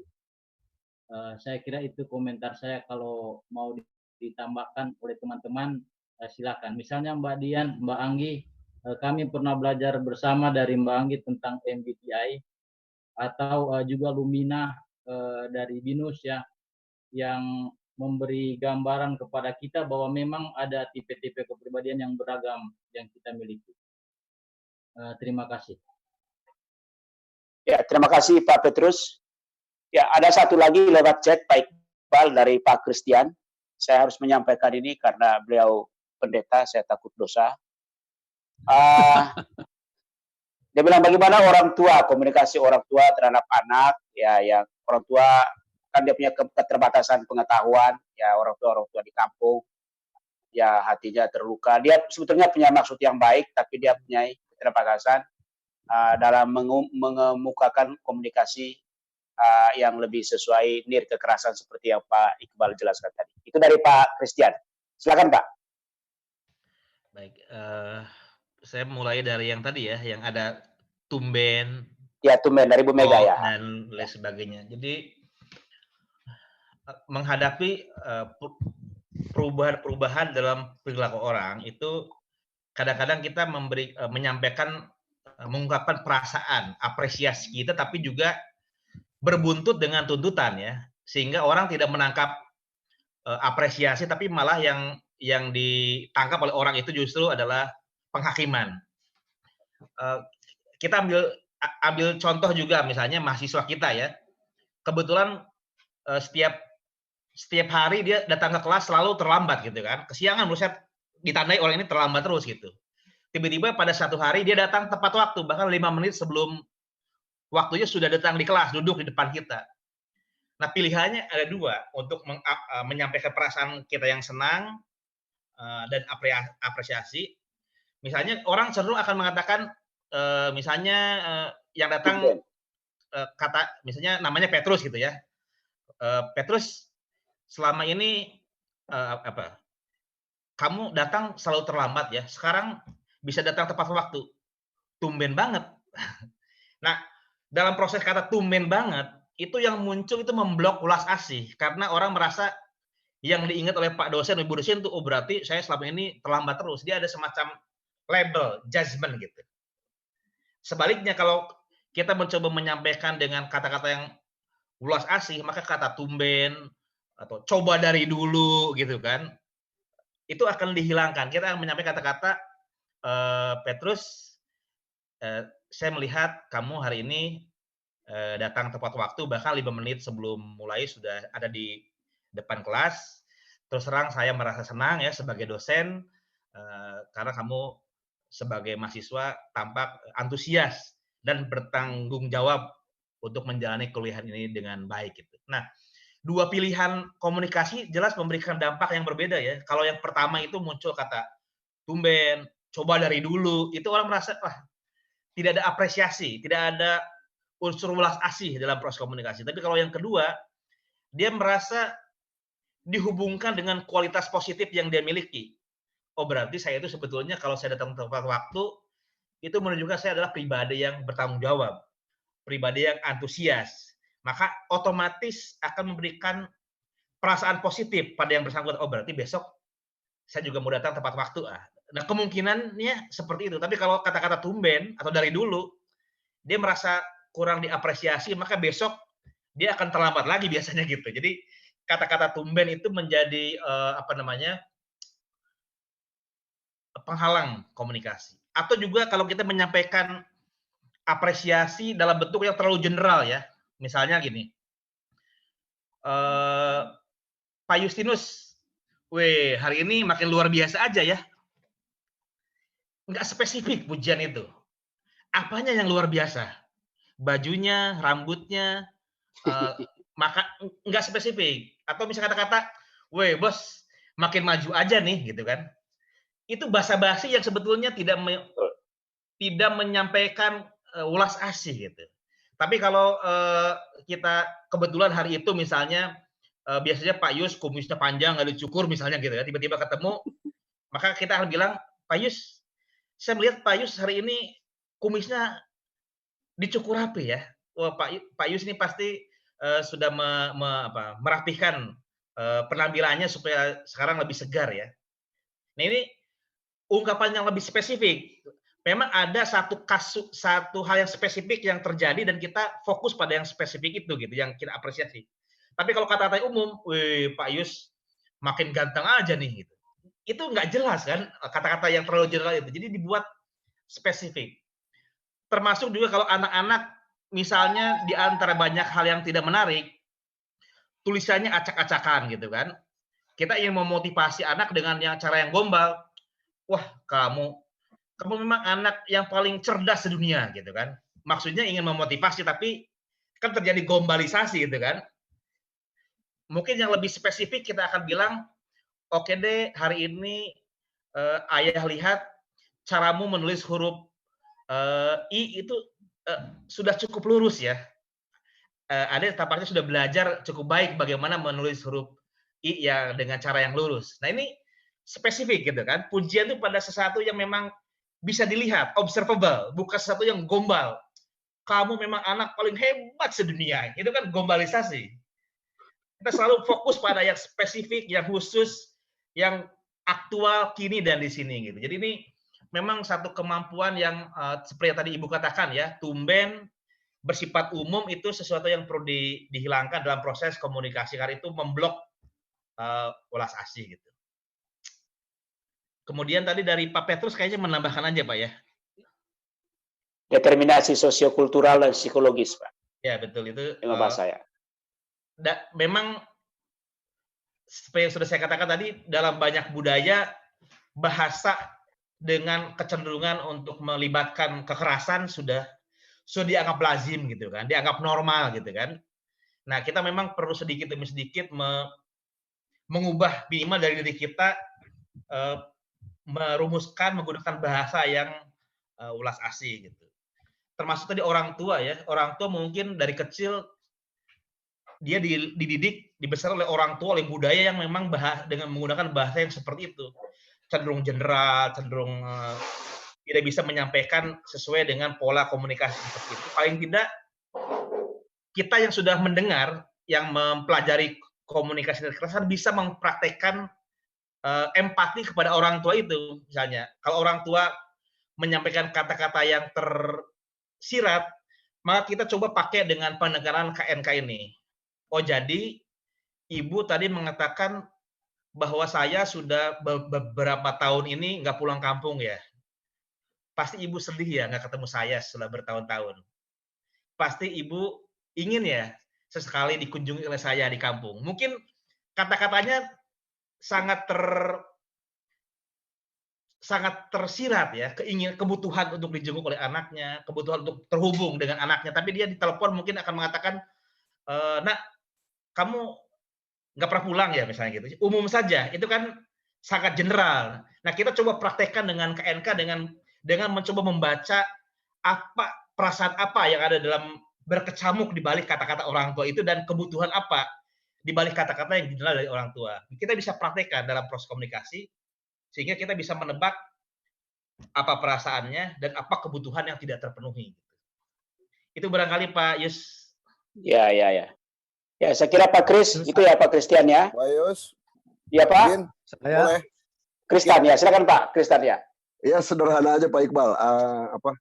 Ada nggak kira-kira contoh atau figur yang bisa kita jadikan rujukan yang di misalnya atau public figure atau apa yang di TV, yang tokoh-tokoh di Indonesia atau event di luar yang bisa kita jadikan, tentunya selain Pak Iqbal sendiri yang menurut saya gaya komunikasinya itu sangat pro dengan gaya komunikasi dan kekerasan, supaya saya bisa belajar langsung misalnya dengan menjadikan contoh figur-figur tersebut. Gitu Pak Iqbal, mungkin ada usul. Terima kasih. Ya, saya ada pertanyaan sudah saya tulis di chat. Tanya Pak Yus, Peter mau nanya. Oh ya Pak Peter, silakan Pak Peter. Terima kasih Pak Yus. Terima kasih Pak Iqbal atas paparannya. Ya Pak. Pak Iqbal, tadi saya ada nyatat sedikit tapi lupa dasarnya apa mengenai isi dan emosi Pak Iqbal. Itu tadi syarat apa ya? Tadi kalau kita memilih clue penting dalam proses komunikasi kekerasan apa kata Pak Anton kan? Ya. Itu isi dan emosi itu. Oke. Nah, saya tangkap dari istilah isi dan emosi itu saja, Pak. Jadi kalau kita lihat dari sisi isi, Pak, sebenarnya itu kalau saya pahami itu menyangkut kemampuan linguistik, Pak ya, dari sisi isi ya. Kemudian kalau emosi kan itu lebih kepada karakter. Jadi dua parameter ini kalau digabung menjadi satu adalah karakter berbahasa, gitu ya. Nah, kemudian kalau dari sisi isi, memang benar-benar ini faktor linguistik yang kita peroleh, mulai dari istilahnya praverbal, ya praverbal itu kita sudah mengenal linguistik. Linguistiknya dari mana? Dari orang tua kita. Nah, kemudian tadi Pak Christian juga ada menyampaikan kalau dari orang tua tidak pernah ada pendidikan linguistik setelah dia menjadi seorang ibu atau seorang ayah. Sehingga komponen linguistiknya tentu apa yang dia dapat dari orang tua. Jadi dari sisi linguistik. Tapi berjalannya usia dia, tentu dia belajar bahasa dari SD, SMP, SMA, bahkan mungkin sampai perguruan tinggi, dia akan dibangun faktor kognitifnya. Ya, kemudian yang menjadi masalah lagi adalah faktor karakter berbahasa. Nah, banyak orang yang mengerti unsur linguistiknya, tetapi karakternya masih susah dirubah. Ya, jadi ini ada dua komponen besar sebenarnya dalam berkomunikasi. Jadi kalau linguistik mungkin masih bisa dengan pembelajaran secara formal. Nah, pertanyaan saya sebenarnya sangat sederhana.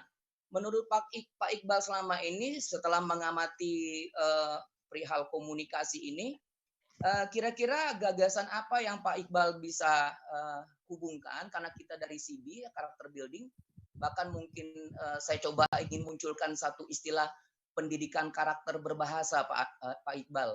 Jadi saya sebenarnya pernah juga membuat satu tulisan kesantunan berbahasa. Nah, di sini saya punya kerinduan dari latar belakang karakternya, Pak. Jadi kalau menurut saya mungkin dari SD sampai perguruan tinggi itu sudah sangat bagus kurikulum yang diberikan ya dari sisi pendidikan. Hanya saja karakter ini kan Pak ada juga tadi teman-teman mengatakan faktor kesukuan begitu Pak ya. Memang sulit untuk dirubah. Jadi istilahnya kesantunan berbahasa, orang mengerti linguistik, tapi kesantunan berbahasa atau karakter berbahasa belum tentu bisa bersinergi, Pak. Nah, ini yang mungkin perlu kita pikirkan juga melalui kesempatan ini. Di BINUS ada language center, di BINUS ada karakter building. Nah, ada nggak gagasan Pak Iqbal? Ya, karena saya rasa kita pun kalaupun sudah menjadi dosen, karena faktor latar belakang dua hal ini linguistik kita dari sejak kecil, kemudian karakter kita dari kesukuan ini juga bisa menjadi bermasalah dalam kita karakter berbahasa. Nah, ini yang mungkin perlu saya pertanyakan ke Pak Iqbal, atau mungkin ada gagasan apa untuk mempertemukan nilai-nilai linguistik ini dengan nilai-nilai karakter. Mungkin ini bermanfaat juga untuk kita CB, Pak. Terima kasih, Pak Iqbal.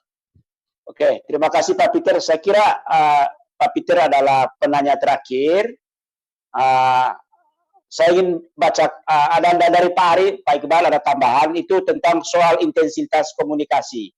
Saya ilustrasikan begini, kalau kami orang Flores terhadap teman dekat itu lama tidak bertemu, tiba-tiba bertemu, itu biasanya maki-maki Pak. Gitu. Tetapi itu hanya dilakukan dengan orang-orang yang dekat. Begitu. Yeah. Jadi ya artinya bahwa itu satu. Lalu kemudian yang intensitas ya, jadi kalau intensitasnya bahasanya berkomunikasinya begitu terus, artinya orang sudah dengan sendirinya bisa membedakan nilai atau makna dari komunikasi itu. Jadi Kalau tidak intens mungkin dianggap sebagai kekerasan, tetapi kalau sudah intens ya orang memahami karakternya, isinya. Jadi itu dari Pak Ari ya, dengan ilustrasi sedikit dari saya. Silakan Pak Iqbal, kita punya waktu kurang lebih 10 menit, nanti 5 menit terakhir bagian dari BCLND ya. Silakan. Terima kasih. Pertama dari Pak Kristan ya, figur yang sudah mempraktekkan komunikasi near kekerasan nih. Terus terang kalau Marshall Rosenberg sendiri sangat dipengaruhi oleh orang-orang seperti Gandhi ya, Gandhi dari lama gitu. Jadi buat Marshall Rosenberg, orang-orang seperti Gandhi dan Dalai Lama itu figur yang bisa menggambarkan bagaimana berbahasa itu disertai dengan upaya memperkaya hidup orang lain dan diri sendiri, di mana kita dengan yang lain terhubung dengan ulas asih gitu. Saya pribadi terus terang ya masih sangat jauh ya, selalu masih selalu belajar untuk setiap ketika saya punya kata-kata dan ternyata ada violence di dalamnya, saya langsung ya ampun, kok saya udah pernah belajar komunikasi kekerasan tapi masih sering aja muncul kata asli, selalu terus upaya untuk mengevaluasi, memperbaiki, dan saya kira itu menjadi proyek seumur hidup ya, mengubah kebiasaan bahasa-bahasa yang menyertakan violence dengan bahasa yang non-violence itu gitu. Jadi soal figur ya, kalau bagi Mas Rosenberg tadi ada dua yang sering dikutip ya, Gandhi dan Dalai Lama gitu. Di Indonesia saya nggak tahu ya yang bisa disebut siapa gitu. Takut salah juga kalau saya menyebut itu, karena apakah mereka mempraktikkan ini tadi 100% atau enggak gitu. Tapi yang pasti kalau mereka yang sudah terbiasa belajar mindfulness, belajar welas asih, compassion gitu ya, peace of mind dan lain sebagainya, cenderung jika dia sudah punya modal untuk menyampaikan komunikasi, tinggal mungkin keterampilan yang tadi kata Pak Peter ya, jadi karakternya sudah ada tapi mungkin kemampuan verbal berbahasanya yang mungkin perlu dilatih gitu. Jadi ada karakter saja tidak cukup, karena kalau orang yang baik tapi kebiasaan berkomunikasi yang bersifat general itu juga bisa memblok ulas asih juga. Jadi dua unsur ini selalu harus diandaikan. Pertama kemampuan linguistik tadi, yang kedua karakter dari individu yang memang terlibat dalam proses komunikasi ya. Kemudian itu barangkali Pak Kristan ya, jawabannya. Pak Peter tadi sudah sekaligus ya Pak ya. Jadi usul konkretnya saya nggak tahu. CBDC dan Language Center itu apakah ada terobosan-terobosan, tapi paling tidak kita sebagai dosen CB berkomunikasi dengan mahasiswa, berkomunikasi dengan sesama dosen, berkomunikasi dengan keluarga, dengan tetangga, paling nggak bisa mulai dari diri kita sendiri ya, dalam pepatah bahasa Arab dikatakan ibda binafsi, mulai dari diri sendiri gitu kan, mencoba mempraktekkan apa yang kita tahu gitu. Jadi meminimalkan bahasa-bahasa yang memblok ulas asih antara kita dengan orang lain gitu, paling enggak gitu. Soal terobosan saya nggak tahu. Saya selalu berpikir mungkin dari hal yang kecil, dari saya selalu mencoba minimal. Kalau saya pribadi, kalau berkata-kata saya selalu coba pikirkan dulu, ini apakah orang kira-kira kalau saya ngomong gini sakit hati nggak ya? Orang kalau saya ngomong gini tersinggung nggak? Saya selalu, makanya suka agak lama gitu menyampaikan itu. Dan ada saran sebetulnya untuk kita, silent sejenak itu penting dalam merespon sesuatu gitu. Jadi kalau orang itu reaktif terhadap sesuatu atau kata-kata orang, itu bisa jadi yang muncul adalah emosi negatif, memunculkan emosi negatif ya. Misalnya kalau ada kata-kata orang yang mungkin kita marah atau sakit hati, langsung bicara, biasanya responnya juga akan muncul bahasa-bahasa yang kekerasan juga ya. Tapi kalau kita coba sejenak silent, misalnya 6 detik aja.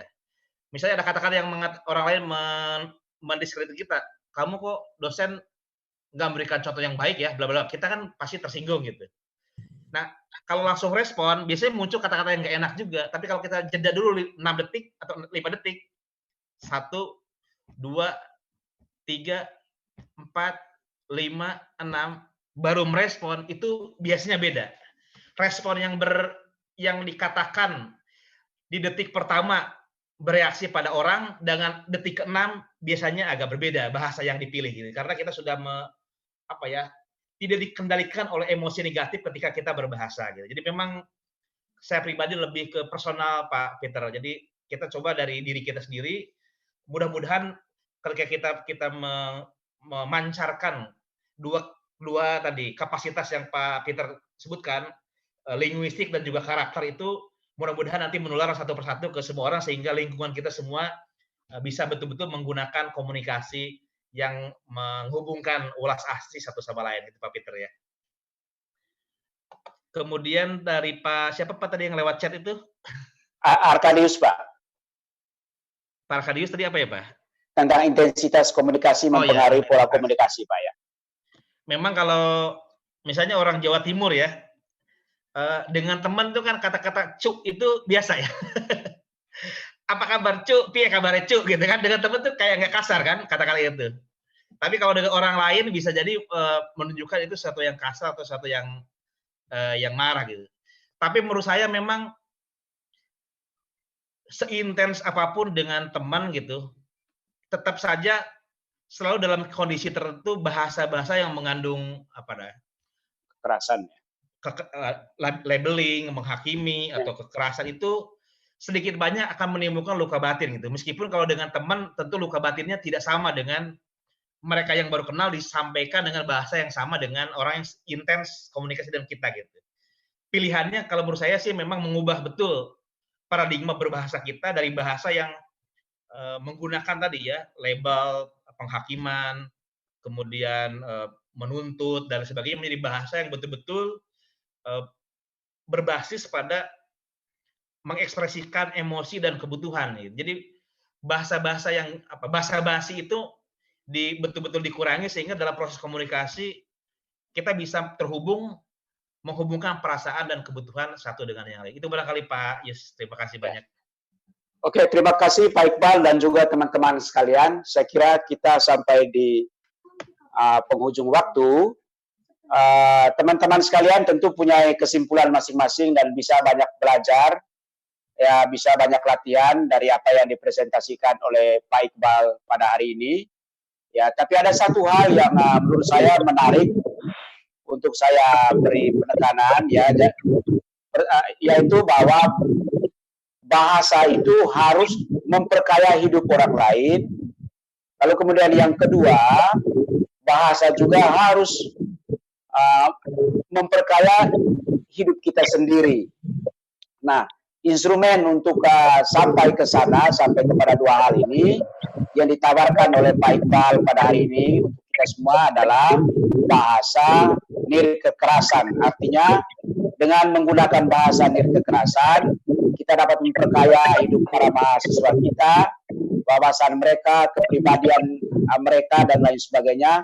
Dan pada saat yang sama dapat memperkaya hidup kita sendiri, dapat meningkatkan kemampuan welas asih kita.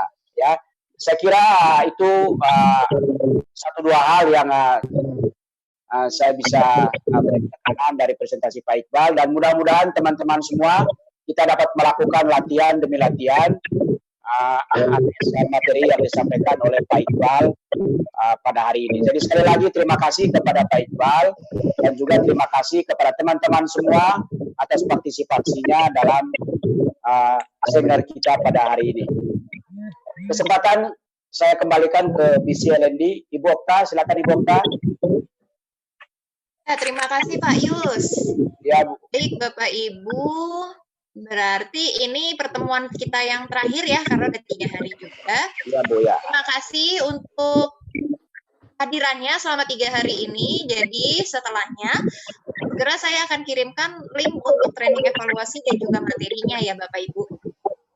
Nah, nanti silahkan diisi sesuai kehadiran Bapak Ibu aja. Nanti saya kirimkan sesuai yang hadirannya.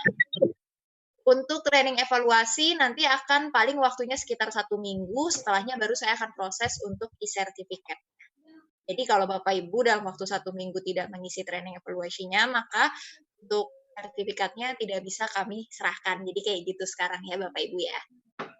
Artinya harus ada evaluasi dari peserta Bu ya? Iya betul Pak. Ya, oke, ya. Untuk Terima kasih ya, evaluasi teman. memang mungkin nanti akan ada data, tetapi untuk kita laporkan semua datanya kita kok nggak dicantumin. Jadi teman-teman sekalian, ingat baik-baik, jadi sertifikat hanya akan keluar untuk kita kalau sampai kita terlibat berpartisipasi juga untuk membuat evaluasinya, Ibu ya. Begitu Ibu Okta ya? Iya, nanti saya kasih linknya, tinggal diisi saja. Gitu, Oke Bu ya. Ya. Oke, itu aja. Nanti untuk materinya juga dilewat email. Emailnya yang BINUS ACID ya Bapak Ibu ya. Ya, ya, Kemarin Bu, ya. saya sudah cross check juga ke Ibu Nini untuk email-emailnya. Ya, ya. Ya ada beberapa yang tidak digunakan terus sudah kita benerin juga sih. Gitu. Ya. Oke, baik Bapak Ibu, untuk sesi terakhir kita akan foto bersama dulu, bisa dinyalakan semua kameranya ya. Ya Bu ya. Muka saya kelihatan, hilang malah, sorry. Oh, nyanyi ulang tahun. Bu Okta, nyanyi ulang tahun di foto. Setuju. Selamat ulang tahun Pak Justinus. Ya, Oke, terima kasih Bu. Ya. Terima kasih Pak Anton.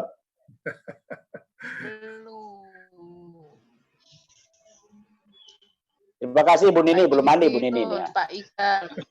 Ada. Iya, udah. Pak Justinus, Pak Iqbal, Pak Peter, Pak Kristan, Pak Ari, Pak Jamson, Bu Murti, Bu Mega, Pak Rusli, Pak Agus, Pak Kristian, Pak Noah, Pak Sukron, Bu Dian, Pak Andi, Bu Katarina. Belum keluar fotonya? Saya belum ya. Udah. Pak Anton Belum. sudah. Pak Anton Ini ada udah. kelihatan ya. Ya, saya udah keluar ya, Bu. Aero ya, sudah. Saya udah. Ada ya. Mbak Katarina belum. Kali berikutnya saya yang membawakan Pak Arya. Oh, siap.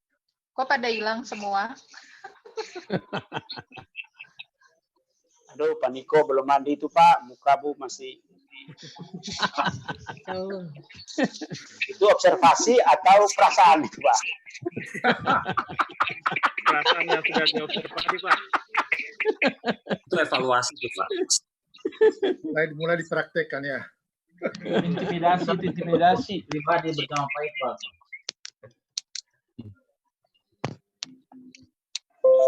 Langsung divalidasi aja Pak.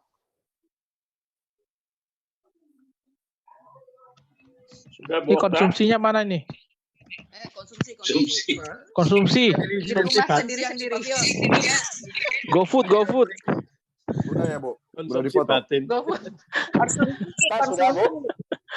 Ntar lagi puasa, Pak. Ntar ya, Bapak Adi masuk di repel.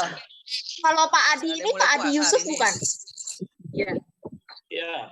Iya ya Pak ya. Iya. Pak Adi sama Pak Adi aja. Oke, Pak Adi Yusuf. Sip. Oke. 1, 2, 3. Saya foto lagi. Iya. Oke, sip. Dah. Oke.